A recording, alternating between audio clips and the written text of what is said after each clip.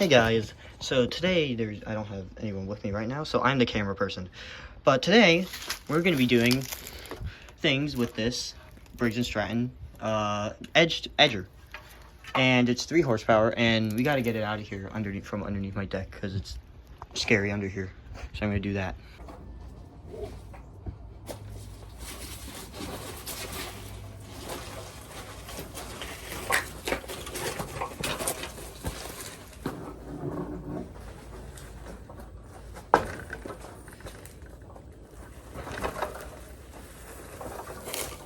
So this thing has been sitting under the deck for at least about 10 years, because it's been sitting there at least since we moved here. And it came with the house. And the reason I know I'm not wasting my time on this is because the engine does spin. But the clock string's broken, so it's really hard to pull the start cable back in. And yeah, that's about all I know about it, so I'm gonna need to probably clean it up first and get it over to my driveway. So before we get fully started in this, I would just like to say thank you to people like Junkyard Digs and Pole Barn Garage for inspiring me to do things like this. So now let's get into this. So this thing's a McLean edger for, like, you know, doing things. And the blade doesn't spin right now because I think it's disengaged. There's a bit of paint right here as well because from when we painted our deck it dripped. You can see it's got it's a 3 horsepower Briggs & Stratton engine. And you can see here the throttle does move, which is good. It's not seized. And the engine isn't seized either. And this thing's definitely gonna need a bath at some point because it is dirty. And yeah, so I'm gonna give it a bath. Actually, right before I clean it, I'm probably gonna cover up this because I'm pretty sure this is the air intake, but I could be wrong. Actually, I think this is the air intake. Yeah, it is. So I'm gonna, once there's a way to take that off, oh, there is, just screw on top, then I'll cover that. Man, I really need to get a tripod because, you know, holding the camera is a little inconvenient for when I'm doing things like this. Oh, there we go.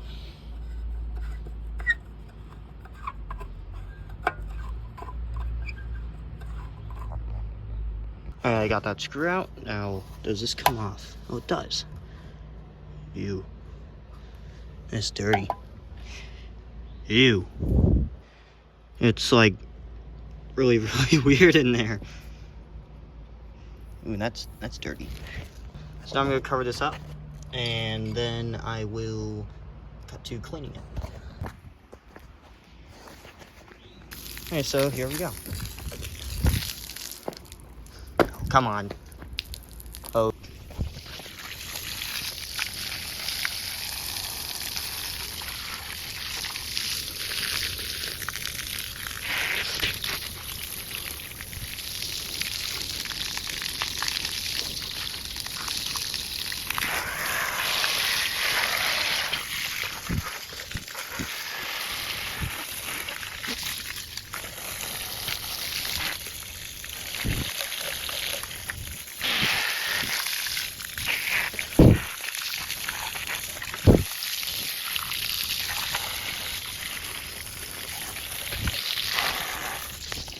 Okay, so now that I've finished scrubbing it, not the best, because I can't really get to many places, I can take this out now.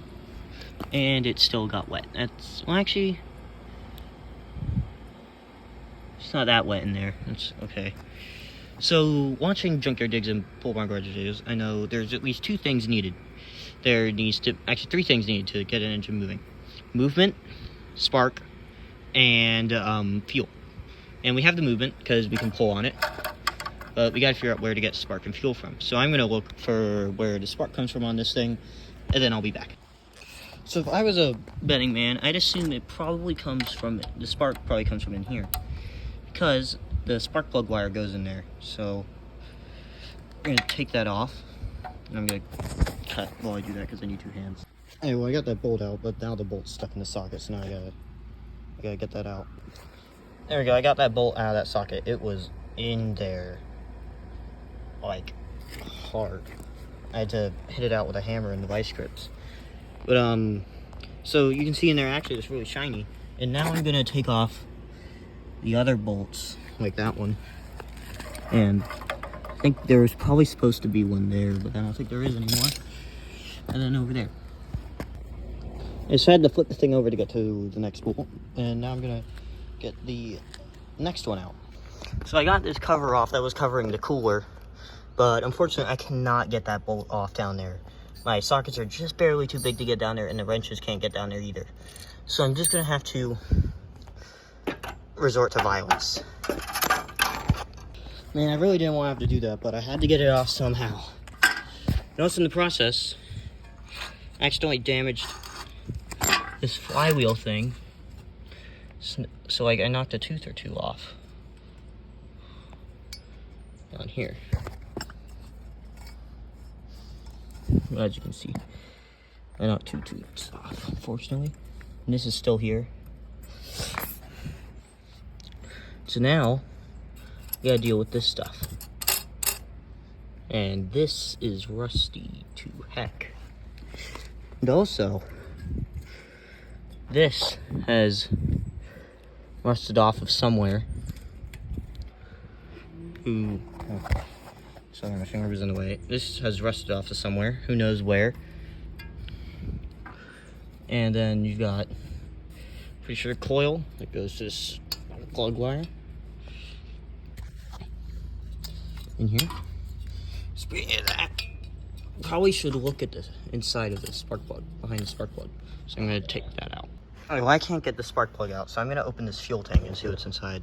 Sorry guys, I had to take a break yesterday because it was getting late. But now I couldn't get this off, so I'm gonna try spraying some WD-40 on it and letting it sit.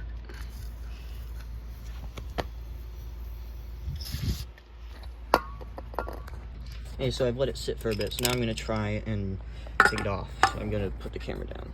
And well, that went bad. I accidentally ripped the top of the fuel cap off, so now there's this. And I can see in there some gross old fuel.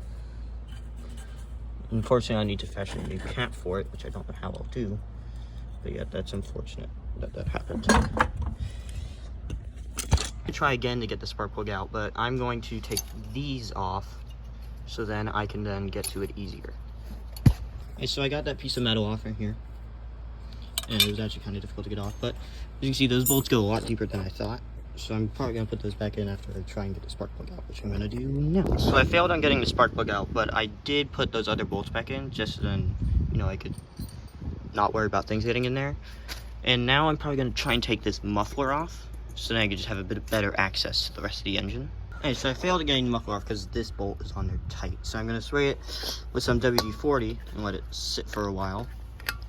And while it does that, I'm going to try and take off this rod and maybe the whole edger part. Okay, so I got the rod off. Now I'm gonna try and take off the rest of the edger. So I got this little cover off and I figured out why the blade wasn't spinning. Yeah, I don't think that's gonna want to turn. Oh, I can barely turn it. Oh wait, the blade's engaged. I'm gonna do that.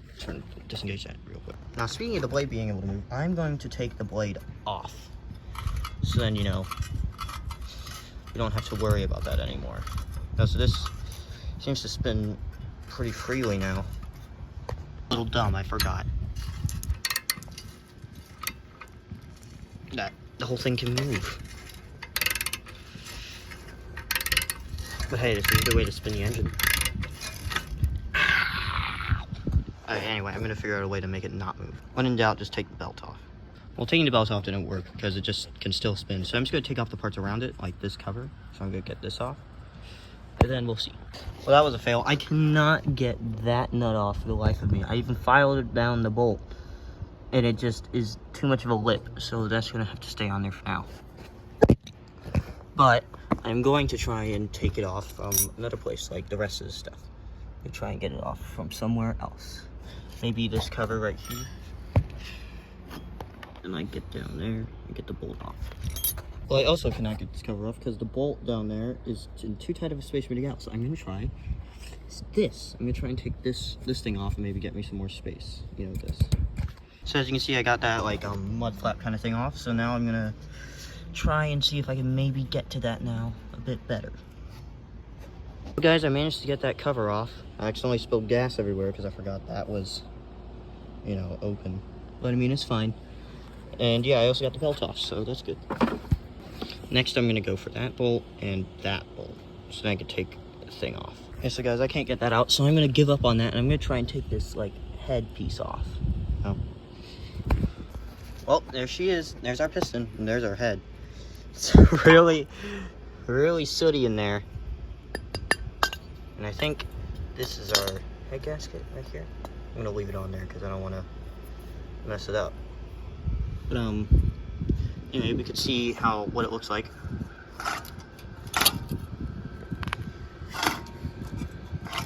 Now, I'm not a professional in this, but I feel like those scratches are a bad thing. You know?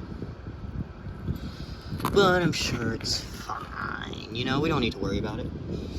So let's see what else we can do. Okay, so I got this guy off, and I got that guy off with it. So that's good, and I'm gonna work on trying to get this wire off. Actually, wait a minute. Oh, there we go. Now I'm gonna need a new one of this wire and a new one of these to definitely to get this thing running. You can see this is making noises. I don't know why. As you can see, yeah, we can see